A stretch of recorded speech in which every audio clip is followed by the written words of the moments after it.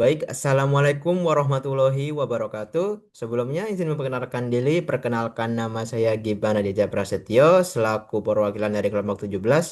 Pada kesempatan kali ini, kelompok 17 akan mempresentasikan materi mengenai darah dan sel-sel yang ada dalamnya.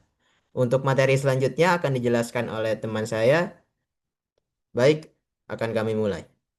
Baik, pada kesempatan ini saya akan mempresentasikan materi mengenai darah yang bertujuan dari pemaparan ini adalah memberikan gambaran umum tentang komponen darah serta fungsi masing-masing komponennya. Lalu, secara umum darah tersusun dari dua komponen, yaitu plasma darah dan juga elemen berbentuk. Yang pertama itu ada plasma darah, merupakan bagian cair yang jumlahnya sekitar 55%. Lalu komponen ini sebagian besar terdiri dari air kurang lebih 92%, ditambah dengan protein, nutrien, hasil metabolisme, gas, hormon, serta faktor-faktor yang terlibat dalam proses pembekuan. Jadi plasma darah bukan sekedar cairan pembawa, tapi bagian aktif yang berperan dalam transportasi zat dan regulasi fisiologis. Komponen keduanya itu adalah elemen berbentuk yang mencakup sekitar 45% dari volume darah. Di dalamnya terdapat eritrosit, leukosit, dan juga trombosit.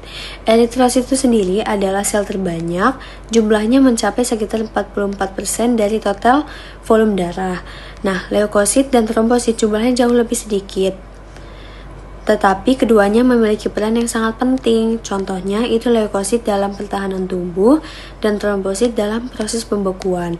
Untuk leukosit sendiri itu terdapat beberapa jenis seperti neutrofil, eosinofil, basofil, limfosit, dan monosit. Masing-masing mempunyai fungsi spesifik dalam sistem imun, mulai dari respon inflamasi hingga pembentukan antibodi. Halo, aku Bernadette Grace yang akan menjelaskan tentang eritrosit. Kalau teman-teman lihat dari preparat, apa sih ciri khas dari eritrosit? Yang pertama, eritrosit tidak memiliki inti sel. Kalau teman-teman lihat sendiri, eritrosit itu nggak ada tuh organel-organel atau inti selnya, karena semua itu udah didegradasi pada saat maturasi. Yang kedua, eritrosit itu tidak bergranula. Maka dari itu, warnanya akan terlihat rata. Yang ketiga, eritrosit itu berwarna pink kalau di preparat. Kenapa gitu? Karena sitoplasma dari eritrosit itu dipenuhi oleh hemoglobin yang membuatnya bersifat eosinofilik dan saat ia berikatan dengan eosin akan menciptakan warna pink. Lalu yang keempat, eritrosit berbentuk bikonkav. Secara bentuk, ia akan lebih efektif dalam berdifusi dengan O2 dan CO2 karena luas permukaannya itu lebih besar.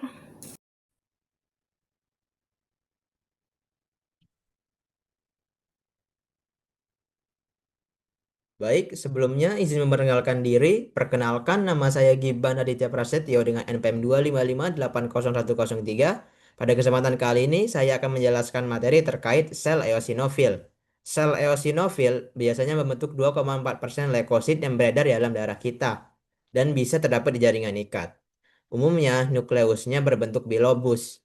Seperti yang bisa kita lihat pada gambar, terdapat dua bentuk inti. Nah, ini yang dimaksud dengan bilobus. Dan biasanya juga dihubungkan oleh suatu bridge atau jembatan. Sitoplasma pada eosinofil umumnya bergranula besar dan juga berwarna merah muda. Dan juga biasanya umur dari eosinofil cenderung pendek. Eosinofil mempunyai sifat fagositik, yang mana dia akan bereaksi terhadap kompleks antigen antibodi, yang mana jumlah eosinofil akan meningkat jika ada masuknya parasit. Eosinofil berguna untuk menghancurkan parasit tersebut. Nah, kemudian faktor lainnya, eosinofil sebagai reaksi alergi. Salah satu reaksi alergi yang ada yaitu alergi asma dan juga reaksi alergi lainnya. Baik, saya rasa sekian untuk materi yang bisa saya sampaikan. Untuk materi selanjutnya akan disampaikan oleh teman saya. Baik, selanjutnya saya akan menjelaskan mengenai basofil. Basofil itu adalah salah satu jenis sel darah putih atau leukosit yang termasuk ke dalam kelompok granulosit. Jadi sel ini dinamakan basofil itu juga karena granula pada sitoplasmanya mudah menyerap pewarnaan basah sehingga tampak biru gelap pada pemeriksaan mikroskopik. Meskipun dia jumlahnya kurang dari 1% dari total leukosit di tubuh kita, peran basofil sangat vital dalam respons imun. Jadi basofil itu dapat dikenal dari beberapa ciri khas. Yang pertama, yaitu ukurannya lebih kecil dibanding eosinofil. Tetapi basofil ini juga mirip dengan neutrofil. Yang kedua, dia memiliki inti sel berbentuk huruf S atau dia juga berlobus-lobus. Nah, tapi dia ini sering ketutup sama granula. Karena granula ini juga memiliki ciri-ciri seperti berwarna biru tua atau ungu. Lalu yang keempat, dia mengandung histamin, heparin, dan leukotrin. Lalu basofil ini juga memiliki beberapa fungsi utama kayak yang nomor 4 tadi. Jadi tugas-tugas basofil itu ada satu, basofil memiliki utama dalam kekebalan tubuh kita. Yang pertama itu dia melepaskan histamin. Histamin itu menyebabkan pelebaran pembuluh darah dan peningkatan permeabilitas kapiler. Yang kedua, dia juga tuh melepaskan heparin. Jadi heparin ini berfungsi sebagai antikoagulan yang mencegah darah menggumpal secara berlebihan. Yang ketiga, dia juga berperan dalam reaksi alergi dan anafilaksis.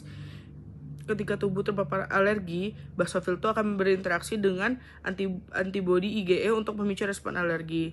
Yang keempat, dia mendukung proses inflamasi basofil, membantu merekrut sel imun lainnya ke arah infeksi atau luka. Selanjutnya. Baik, untuk neutrofil. Neutrofil ini sebagai garis pertahanan pertama tubuh untuk melawan infeksi dengan cara memakan dan juga menghancurkan mikroba seperti jamur dan juga bakteri melalui proses yang dinamakan fagositosis. Nah, neutrofil kita juga ini membentuk yang namanya 60-70% leukosit yang beredar di dalam darah. Nah, gambaran kromatinnya yaitu kasar. Gambaran kromatinnya itu kasar. Nah, sitoplasma dari neutrofil ini jernih dan juga terdapat granula halus yang berwarna pink ataupun lembayung. Nah, neutrofil ini terbagi menjadi dua, yaitu neutrofil batang dan juga neutrofil segmen. Neutrofil batang yaitu neutrofil yang belum matang. Nah, jika ditemukan pada tubuh seseorang banyak neutrofil batang, maka ini menandakan tubuhnya itu mengalami infeksi berat ataupun kondisi patologis.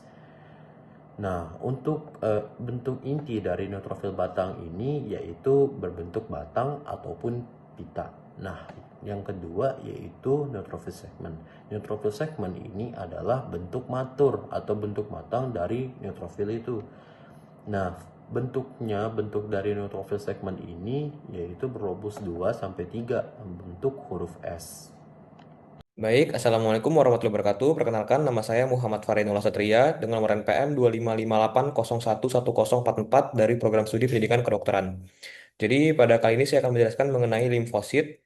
Limfosit terdiri dari tiga, ada limfosit kecil, limfosit sedang, dan juga limfosit besar.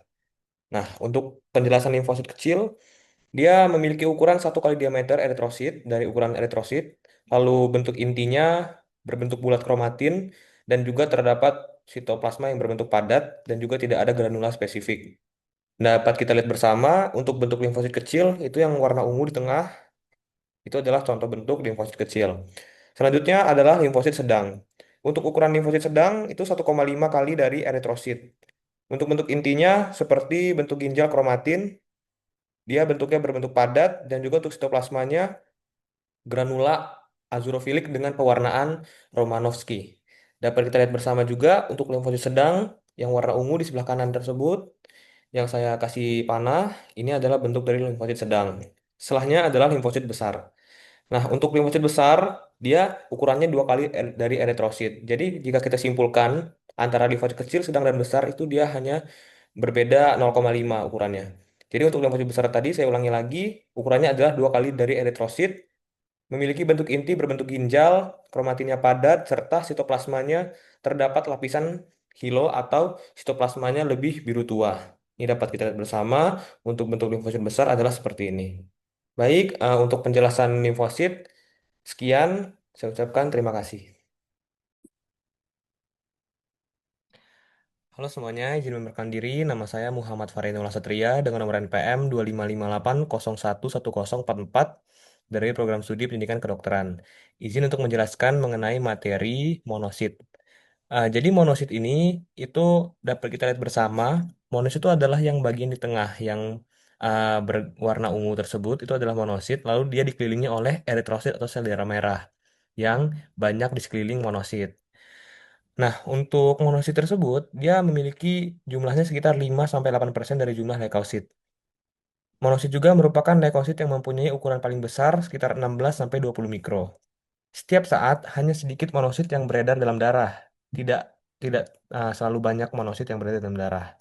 Lalu pada monosit memiliki inti besar di tengah oval dan juga dia berlekuk dengan kromatin yang mengelompok.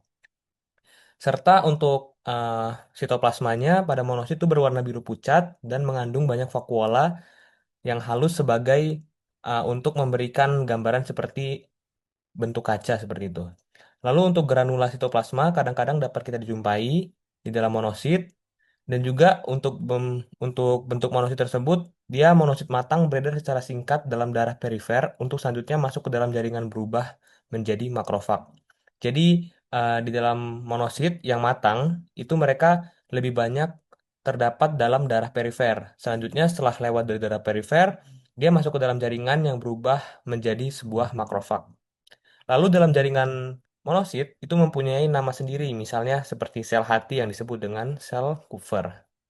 Dan juga monosit ini berfungsi sebagai fagositosis fagositosis identif. Baik, berikut penjelasan mengenai monosit. Selanjutnya akan ada penjelasan mengenai trombosit yang akan dijelaskan oleh teman saya yang bernama Sari Ismawati. Terima kasih. Trombosit merupakan sisa sitoplasma sel mengakorisa dalam sumsum tulang. Trombosit paleta tidak berinti dan diameternya 2-4. Trombosit berupa massa sitoplasma bersofili biru, tidak teratur dan cenderung berkelompok. Fungsi utamanya yaitu pembekuan darah. Saat pembuluh darah cedera akan menembus sumber di mana fibrin akan mengikat trombosit dan sel darah, membentuk sumbatan sehingga perdarahan berhenti. Kemudian, trombosit memiliki 3 zona, yaitu zona perifer, zona Solgel, dan zona sentral pada mengandung granula ungu. Baik, saya akan menjelaskan review hematopoiesis.